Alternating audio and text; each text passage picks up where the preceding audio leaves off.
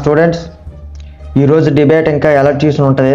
AI versus human brain, which one is better అని అందరూ participate చేయాలి. మీ నేమ్స్ ఇవ్వండి. సార్ నేను చెప్తా sir. Very good. Okay Google, artificial intelligence versus human brain, which one is best?